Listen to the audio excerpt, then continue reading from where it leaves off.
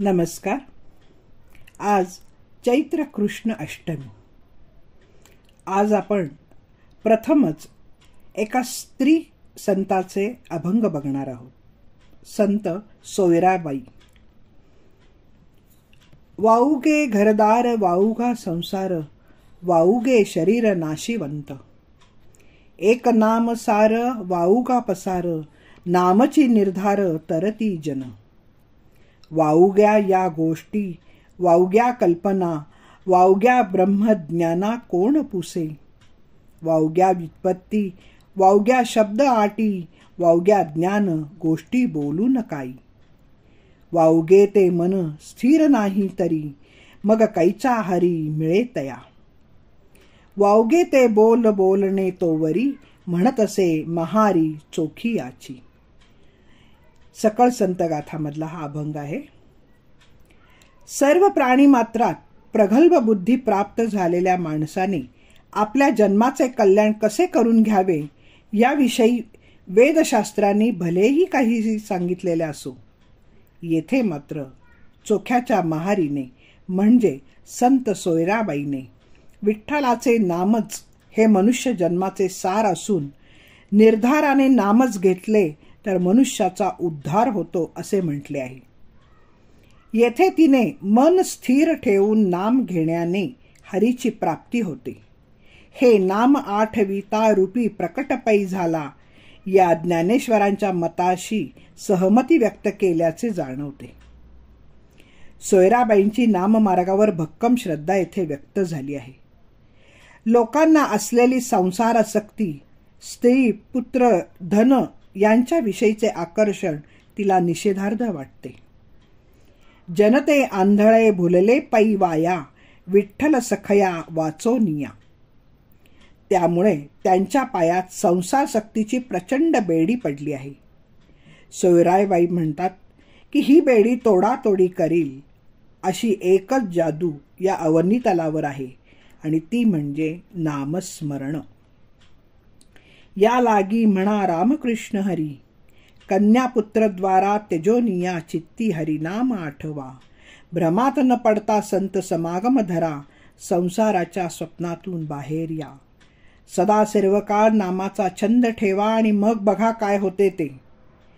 सोयराबाई म्हणते, मला प्रचिती आली आहे. सुख दुःख काही न पडे आघात, होय मन शांत नाम जपता. म्हणून आत्तापासून विठ्ठलाचे नाम घ्या. नामामुळे तुम्हालाही माझ्याप्रमाणेच प्रचिती येईल. सुखाचे हे नाम आवडीने गावे, वाचे आळवावे विठोबासी. संसार सुखाचा होईल निर्धार, नामाचा गजर सर्व काळ. मग ती नाम हे काम क्रोध आशा यांना कसे दूर सारते हे बघाच असे म्हणून पुनश्च सांगते. आवडी धरोनी वाचे म्हणा हरी हरी. त्यामुळे स्पष्ट शब्दात आपल्या प्रापंचिक बंधू भगिनींना सोयराबाई सांगतात की बाबांनो, हे घर दार संसार प्रपंच सर्व व्यर्थ आहेत. शरीर तर आज आहे उद्या नाही, नाशवंत आहे. ते रोगग्रस्त होऊन एक दिवस पडेलच. तेव्हा फक्त एक नामच सार समजून घेऊन बाकी सर्व पसारा व्यर्थ आहे हे जाणून घ्या. निर्धाराने जे नाम घेत आलेत ते या संसार सागरातून तरले आहेत. नामाचा भरवसा ठेवून अनेक जण ही भवन नदी पार करून गेलेत. तेव्हा हे सोपे नाम गात राहा. बाकीच्या व्यर्थ गोष्टी व्यर्थ कल्पना सोडून द्या. नामापुढे ब्रह्मज्ञानाला तरी कोण विचारतो. त्यामुळे वावग्या शब्द जंजाळाला सोडून शास्त्र व्युत्पत्तीच्या घोळात न पडता सगळ्या ज्ञानाच्या गोष्टी व्यर्थ मानून फक्त एका नामावर मन स्थिर करा. या दिव्य शक्तियुक्त नामानेच हरी मिळतो हे लक्षात ठेवून बाकीचे बोलणे तूर्थ व्यर्थ समजून चला.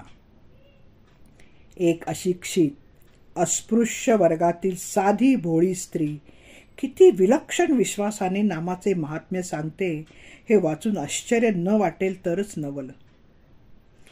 ह्या सामान्य स्तरातील स्त्रीचा अभंग कोणत्याही थोर संताच्या तोडीचा आहे. चोखोबासारख्या थोर संताच्या सहवासात राहून परिसाच्या संगे लोखंडाचे सोने व्हावे तसे सोयराबाईंचे झाले आहे, नाही का? ज्ञानेश्वर नामदेवांनी सुरू केलेली अध्यात्माची ही चळवळ सोयराबाईंच्या रूपाने फळाला आल्याचे आपल्याला जाणवते. नाममार्गाला अनुसरल्याने तिची झालेली स्पृहणीय प्रगती पाहून आपण आजही दिपून जातो. एक उच्च प्रकारचा आनंदही उपभोगतो. विठ्ठल विठ्ठल विठ्ठल विठ्ठल. तुकारामांच्या शब्दात, तुका म्हणे माझे सर्वही साधन, नाम संकीर्तन विठोबाचे. नमस्कार. मी पल्लवी कुलकर्णी. नमस्कार.